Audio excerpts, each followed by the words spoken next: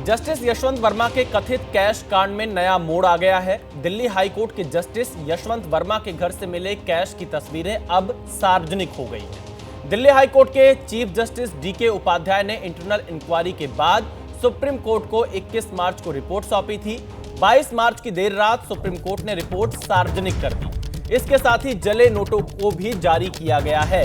इसमें 500 रुपए के जले हुए नोटों के बंडल दिखाई दे रहे हैं। हालांकि दिल्ली हाईकोर्ट के चीफ जस्टिस ने सुप्रीम कोर्ट में रिपोर्ट सौंपी है।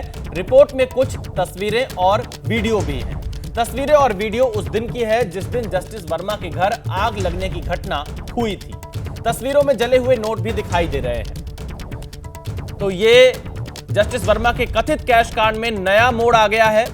रिपोर्ट में नोट मिलने का भी जिक्र किया गया है। सामने आए हैं जले हुए नोटों के बंडल और दिल्ली हाईकोर्ट के चीफ जस्टिस डीके उपाध्याय ने यह रिपोर्ट सौंपी है। रिपोर्ट में नोट मिलने का भी जिक्र किया गया है और आप इन तस्वीरों को भी देखिए, जले हुए नोट दिखाई दे रहे हैं। रिपोर्ट में इन वीडियो को भी अपलोड किया गया है।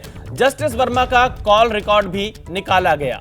जस्टिस वर्मा को फिलहाल न्यायिक काम नहीं मिलेगा। यह इस वक्त की बड़ी खबर है कि जस्टिस वर्मा को न्यायिक काम फिलहाल नहीं मिलेगा। सामने आए जले हुए नोट के बंडल, आप इन तस्वीरों को देखिए कैसे जस्टिस यशवंत वर्मा के घर पर जब आग लगी और उसके बाद जब फायर की टीम वहां पर पहुंची और वहां से जो खबरें निकलकर सामने आई, फिर इसकी इंक्वायरी शुरू होती है और अब जो रिपोर्ट सौंपी गई है उसमें इन वीडियो को भी अपलोड किया गया है। इन वीडियो को भी आधार माना गया है जिसमें जो नोटों के बंडल हैं जले हुए दिखाई दे रहे हैं। 500 रुपए के नोट के ये बंडल हैं। आप इन तस्वीरों में देखिए, ये जिस जगह पर रखे गए थे वहां पर आग लगी और आग लगने की वजह से बंडल आपको दिख रहे होंगे आधे जले हुए।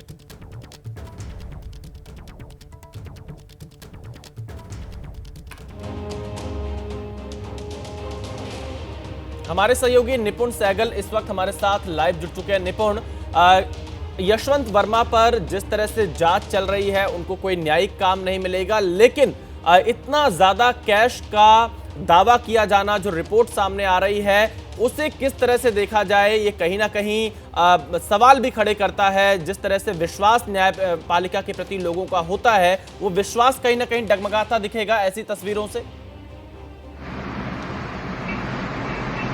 बिल्कुल, ये विश्वास डगमगाता हुआ दिख रहा है। तभी इस तरह की सख्त कार्रवाई की गई है क्योंकि जो एविडेंस था, ये संयोग था कि आग लगी, जज साहब अपने घर पे नहीं थे और फायर ब्रिगेड वहां पर पहुंची। ये वीडियो बना, ये वीडियो दिल्ली पुलिस कमिश्नर के पास पहुंचा। दिल्ली पुलिस कमिश्नर ने इसे दिल्ली हाईकोर्ट के चीफ जस्टिस को पहुंचाया और आखिरकार ये सुप्रीम कोर्ट के चीफ जस्टिस के पास पहुंचा।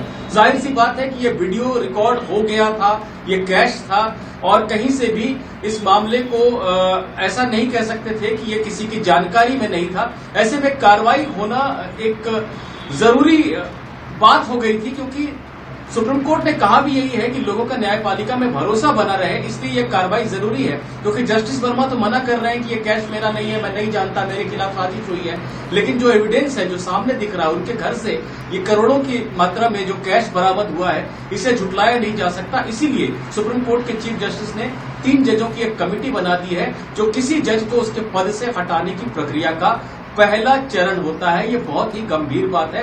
अगर ये 3 जजों की कमेटी उन्हें दोषी पाएगी इस जांच के बाद, तो संसद को रिपोर्ट भेजी जाएगी जहां से उनको पद से हटाने की प्रक्रिया शुरू की जाएगी। बिल्कुल निपुण, आप हमारे साथ बने रहिएगा। इस बड़ी खबर पर हम लगातार बने हुए हैं। दिल्ली हाईकोर्ट के चीफ जस्टिस ने सुप्रीम कोर्ट के चीफ जस्टिस को जो रिपोर्ट सौंपी है उसमें आरोपों को लेकर जस्टिस यशवंत वर्मा का जवाब भी शामिल है। जस्टिस वर्मा ने अपने जवाब में कहा है कि आरोप पूरी तरह से निराधार है। ये बदनाम करने और फंसाने की साजिश है। जिस स्टोर रूम में आग लगी थी वो पूरी तरह से खुला और सबके लिए सुलभ था। स्टोर रूम हमारे घर का हिस्सा नहीं है। आग की घटना के वक्त मैं अपनी पत्नी के साथ भोपाल में था। आग बुझाने के बाद जब परिवार पहुंचा तो वहां जला हुआ कैश नहीं मिला। मैं और मेरे परिवार के किसी सदस्य ने कभी स्टोर रूम में कैश नहीं रखा। खुले हुए कमरे में कोई कैश क्यों रखेगा? जले हुए नोट की तस्वीरें मुझे फंसाने की साजिश है। अगर जले हुए नोट थे तो उसी वक्त जब्त क्यों नहीं किए गए? मेरी साख को ठेस पहुंचाई जा रही है। मुझे झूठे और बेबुनियाद आरोप से मुक्त किया जाए। तो ये जस्टिस यशवंत वर्मा का जवाब इस वक्त सामने आया है। जस्टिस यशवंत वर्मा ने इसे साजिश बताया है और कहा है कि मेरी साख को ठेस पहुंचाया जा रहा है। निपुण हमारे साथ लाइव जुड़े हुए। निपुण, जस्टिस यशवंत वर्मा इसे साजिश बता रहे हैं। क्या किसी एंगल से यह साजिश हो सकती है? देखिए, होने को कुछ भी हो सकता है, लेकिन ये बात कुछ बहुत ज्यादा दमदार लग नहीं रही है। अब जिसके घर से कैश मिला है, वीडियो आया है, पहले तो उन्होंने मना किया कि कोई कैश है ही नहीं, सिर्फ आग लगी थी और एक घटना हुई थी सिर्फ आग लगने की, वो तो वहां कबाड़ रखा रहता था। जब दिल्ली हाईकोर्ट के चीफ जस्टिस ने उनको ये वीडियो दिखाया जो दिल्ली पुलिस कमिश्नर ने उन्हें भेजा था, और रिकॉर्ड किसने किया था? पुलिसकर्मी जो आग लगने की सूचना पर पहुंचे थे, यानी बिल्कुल एक तरह से फर्स्ट हैंड इंफॉर्मेशन थी। तो जब ये वीडियो दिखाया गया तब उन्होंने अपना रुख बदल लिया, साजिश बताने लगे। दिल्ली पुलिस कमिश्नर साफ तौर पर बता चुके हैं दिल्ली के चीफ जस्टिस को, हाईकोर्ट के चीफ जस्टिस को, कि वो जो कमरा है वो बंद रहता था, वो लॉक रहता था। लेकिन जस्टिस वर्मा ने यह दावा करना शुरू कर दिया कि वो तो कबाड़ खाने की जैसी जगह थी जो खुली रहती थी, जिसमें कोई भी आता जाता था, पता नहीं किसने कैश रखा, किसने क्या किया, मुझे कोई जानकारी नहीं है, मैं तो भोपाल में था। लेकिन ये बातें अगर विश्वसनीय लगती, अगर जजों को, बाकी जजों को विश्वसनीय लगती, तो इस तरह की जांच को बिठाने की जरूरत ही नहीं पड़ती। विशाल, जांच इसलिए बिठाई गई है क्योंकि शायद जो बातें सार्वजनिक की गई हैं उससे भी ज्यादा जानकारियां सुप्रीम कोर्ट के चीफ जस्टिस के पास है। ऐसे में जस्टिस वर्मा पद पे बने रह पाएंगे, ये अब कठिन लग रहा है। बिल्कुल, देखिए निपुण बता रहे हैं कि जस्टिस वर्मा अपने पद पर बने रह पाएंगे, ये बड़ा मुश्किल लग रहा है क्योंकि अब उनकी मुश्किलें लगातार बढ़ती जा रही हैं। आप हमारे साथ बने रहिएगा। पूर्व अटॉर्नी जनरल और वरिष्ठ वकील मुकुल रोहतगी ने जस्टिस यशवंत वर्मा मामले को लेकर सवाल खड़े किए हैं और विवाद पर पारदर्शिता की मांग कर दी है। If the incident is of 14th March and the Supreme Court came to know only on 20th March, why is it that the transfer was ordered? And why is it that the inquiry was ordered at the same time? Then the questions which are coming to my mind: who reported the fire on 14th?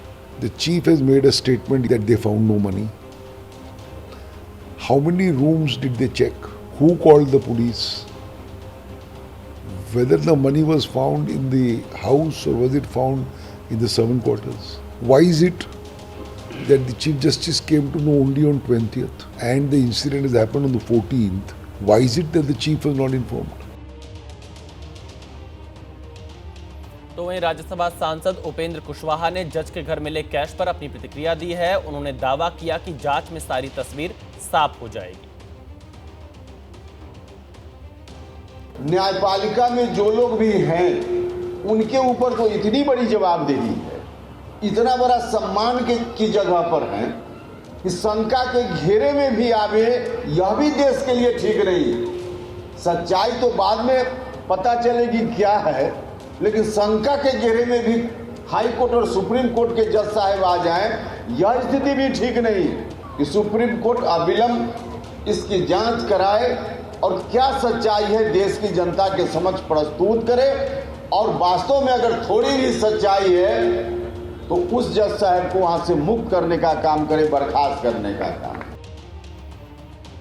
Upendra Kushwaha कह रहे हैं कि पूरा सच सामने आना चाहिए। Delhi high court के जज के बंगले में कैश मिलने के मामले में न्यायमूर्ति यशवंत वर्मा को वापस इलाहाबाद हाईकोर्ट ट्रांसफर करने का मामला प्रयागराज में वकीलों के बीच गरमाने लगा है। इलाहाबाद हाईकोर्ट बार एसोसिएशन ने इस पर कड़ा विरोध जताते हुए कल इमरजेंसी मीटिंग बुलाई है। इस मामले में इलाहाबाद हाईकोर्ट बार एसोसिएशन के चेयरमैन अनिल तिवारी से बातचीत की एबीपी न्यूज के संवाददाता मोहम्मद मोइन ने। बार एसोसिएशन के अध्यक्ष अनिल तिवारी जी हमारे साथ हैं। और सर, सबसे पहले ये जानना चाहेंगे कि इस बात की बड़ी चर्चा है कि हाईकोर्ट बार एसोसिएशन ने जो फैसला लिया था जस्टिस यशवंत वर्मा को लेकर, उसे वापस ले लिया गया, सच्चाई क्या है? बिल्कुल बिल्कुल गलत बात है ये। बार एसोसिएशन ने जो फैसला लिया था अब भी उसी पे कायम है। जो मीटिंग बुलाई गई है वो 24 की दोपहर 1 बजे मीटिंग बुलाई है। मीटिंग के भी पर हम कायम हैं और उस फैसले में रद्दोबदल का तो सवाल ही नहीं पैदा होता। तो सोमवार को, मंडे को 24 तारीख को बैठक होने वाली है, उसमें आप लोग इनके खिलाफ महाभियोग प्रस्ताव लाए जाने का भी रेजोल्यूशन, अगर लोगों ने वहाँ पास किया तो ये रेजोल्यूशन जाएगा। कुछ लोगों की डिमांड है, उसको रखेंगे हम लोग आम सभा के सामने। आम सभा के सामने देखिए वही होता है जो लोग चाहते हैं उसको लिखित में हमको देते हैं या ओरल देते हैं, उसका हम लोग पॉइंट वाइज बनाते हैं और हम लोग लिखते हैं कि इतने मेंबर्स ने इसके बारे में कहा, इतने मेंबर्स ने इसको कहा। पास वहाँ वही होगा जो जनरल हाउस पास करेगी मेजॉरिटी से। मतलब इस तरह महाभियोग को लेकर भी ये एक प्रस्ताव है, वहाँ सामने आएगा। कुछ लोगों की डिमांड है कि ये उनकी ये बात रखी जाए, तो उनकी बात रखी जाएगी। अच्छा, जस्टिस यशवंत वर्मा वाले मुद्दे पर क्या क्या प्रमुख मांगे आप लोगों की हैं? Withdrawal of judicial power immediately. Judicial work should not be given to him immediately. इस पर कोई कंप्रोमाइज नहीं। दूसरा, इसकी बहुत विस्तृत जांच की जाए, लेकिन वो इन हाउस जांच नहीं, बाय सीबीआई और ईडी इसकी जांच हो। निपुण सहगल लगातार हमारे साथ लाइव बने। निपुण, यहाँ पर इलाहाबाद बार एसोसिएशन के अध्यक्ष कह रहे हैं कि सीबीआई और ईडी से इसकी जांच हो, महाभियोग लाने की संभावनाओं को भी बताते नजर आ रहे हैं। आगे की प्रक्रिया क्या नजर आ रही है? इसमें क्या सीबीआई ईडी की एंट्री होगी और क्या महाभियोग लाया जाएगा जस्टिस वर्मा के खिलाफ? देखिए, बिल्कुल सीबीआई की, ईडी की, पुलिस की, किसी की भी एंट्री हो सकती है, किसी भी एजेंसी की, लेकिन चूंकि अभी वो पदासीन है, अपने पद पर हैं और ये पूरा मामला पद पर रहने के दौरान का है, ऐसे में जो उनकी जो अपॉइंटिंग अथॉरिटी है यानी चीफ जस्टिस ऑफ इंडिया और राष्ट्रपति, वहां से एक सहमति की जरूरत होगी और जिस तरह के हालात है हो सकता है कि वहां से हरी झंडी मिल भी जाए। लेकिन फिलहाल मुझे ये दूर की कौड़ी लगती है। सबसे पहले जो बात होगी, ये जो कमेटी बनी है, दर्शकों को इसका महत्व मैं बताना चाहूंगा। देखिए, हाईकोर्ट का जज का जो पद होता है वो एक संवैधानिक पद है और उनको ऐसे ही नहीं, जैसा कि किसी नेता का बयान अभी हम चला रहे थे कि उनको बर्खास्त कर दिया जाए, तो यह प्रक्रिया ऐसे नहीं होती है। संवैधानिक संरक्षण मिला हुआ है और संसद से प्रस्ताव पारित करके ही महाभियोग जैसा एक प्रस्ताव होता है, उसको रिमूवल फ्रॉम द पोस्ट कहते हैं, जैसे राष्ट्रपति को हटाने की जैसी प्रक्रिया होती है, तकरीबन वैसी ही प्रक्रिया है और संसद से प्रस्ताव पारित करना पड़ेगा। और संसद प्रस्ताव कब पारित करती है? जब इन हाउस इंक्वायरी कमेटी, जो जजों की इंक्वायरी कमेटी होती है, उसकी रिपोर्ट आरोपी जज के बारे में आती है कि नहीं, ये दोषी हैं, ये जांच में दोषी पाए गए हैं। तो ये जो कमेटी बनी है 3 हाईकोर्ट जजों की, ये कमेटी जब अपनी जांच को पूरी कर लेगी और उसके बाद संसद को रिपोर्ट देगी, तो संसद में प्रस्ताव के जरिए उनको पद से हटाया जा सकता है। हो सकता है कि कई बार ऐसा देखा गया है कि जब जज के खिलाफ इस तरह की कार्रवाई शुरू हो जाती है तो जज एक बेइज्जती से या शर्मिंदगी से बचने के लिए खुद ही इस्तीफा दे देते हैं। तो ऐसे में कोई संसद के प्रस्ताव की जरूरत नहीं पड़ती। अगर जस्टिस यशवंत वर्मा खुद इस्तीफा दे देते हैं तो आगे की कार्रवाई नहीं होगी। लेकिन इसका ये मतलब नहीं है कि जो आपराधिक कार्रवाई हो सकती है इस मामले में वो रुक जाएगी। वो जब भी कॉम्पिटेंट अथॉरिटी चाहेगी, यानी चीफ जस्टिस ऑफ इंडिया और राष्ट्रपति, तब सीबीआई को, ईडी को या पुलिस को मंजूरी दे सकते हैं कि आप एफआईआर दर्ज करें और इसमें बाकायदा कार्रवाई करें। फिलहाल हाथ बंधे हुए एजेंसियों के, क्योंकि वो जिस पद पर है वहां पर उनको मंजूरी की जरूरत पड़ेगी।